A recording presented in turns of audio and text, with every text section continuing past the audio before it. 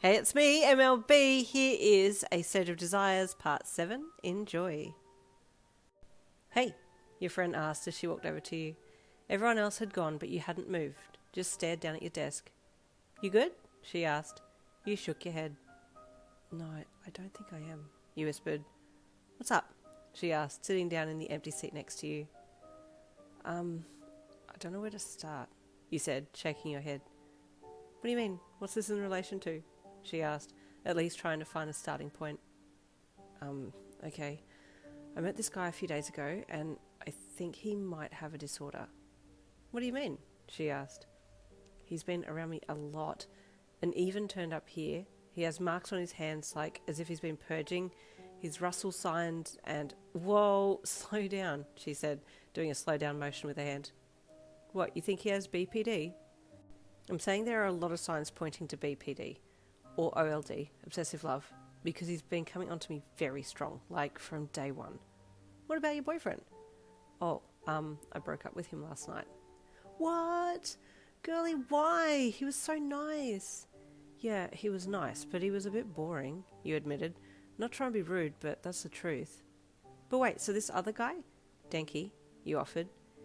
Denki, yeah, right. He's been on the scene before you and your boyfriend broke up? Yeah? Are you seeing him? No, but I think he thinks we're together or something. He's always wanting to hold my hand and hug me, and he was there.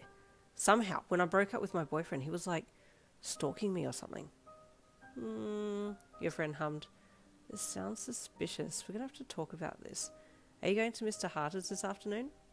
No, wasn't planning on it. Can we chat about this? I really need help, you admitted. Sure thing, let's go, she said, standing and walking out of the rows of desks with you in tow. A faint click sounded, and Denki breathed out a soft sigh of relief and then pulled his tools back and pushed your bedroom window open so he could jump in.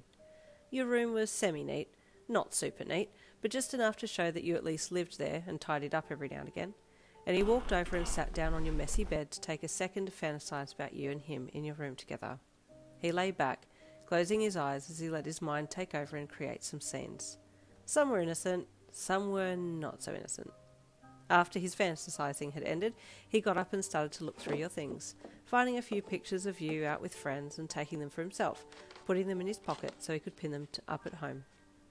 She won't mind.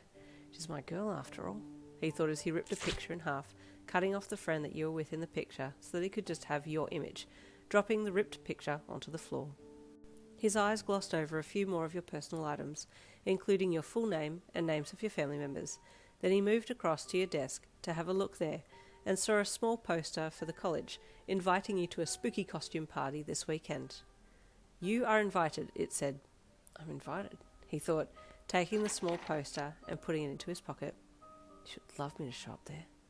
He spent a little more time looking around and then checked his watch. It was about the time that you would finish up at college and then head to work, and he grinned to himself before heading to the window and jumping out.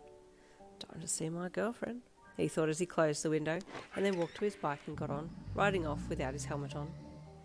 After explaining everything to your friend, she was starting to be convinced of the same things that you were. Denki had some kind of mental illness, possibly either undiagnosed or unmedicated, and you were worried for his safety, and a little about yours too, if you're honest. You didn't like the idea of being the source of his obsession.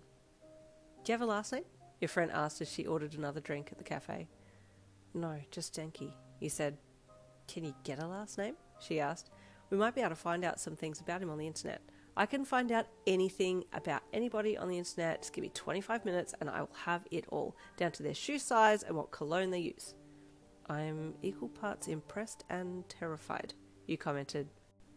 Okay, I'll get a last name, but what do I do in the meantime? I'm legit scared that he's going to stalk me everywhere, you said, all of your warm feelings towards Denki being squashed. Just keep me on speed dial. Call me if you need me, I'll be there, she said reassuringly. I have cousins. What? No, I don't want fights. I need you to ring the police if I'm in danger. If I drop you my location, call the police ASAP, okay? Okay, gotcha. But I still have cousins, she added. Right. Well, I have to get to work now, so I'll see ya, okay? You said as he stood up to leave. Oh, gee, I'll be here if you need me, she said confidently. You nodded and then left, walking your way to work. It was nice to walk. It gave you time to go over everything and try and work out what to do next. I should maybe try and limit contact with Denki for now, just until I can work out what to do next, you thought, heading the last little bit to the front doors of your cafe. You were about to walk in, and then you thought you should check inside first, just in case Denki was already there, waiting for you. Changing your hair from blonde to black and shortening it to a bob, you hid next to the front window and then looked in, looking to where he usually sat. Your heart dropped when you saw him there. Oh crap, what do I do? Pulling back, you walked quickly to the back of the building and entered there, hoping you could somehow get a message to the front of house, who knew Denki by now. You got to the locker area and looked around at the empty space. Oh, damn it, you grunted, hoping someone would be in there.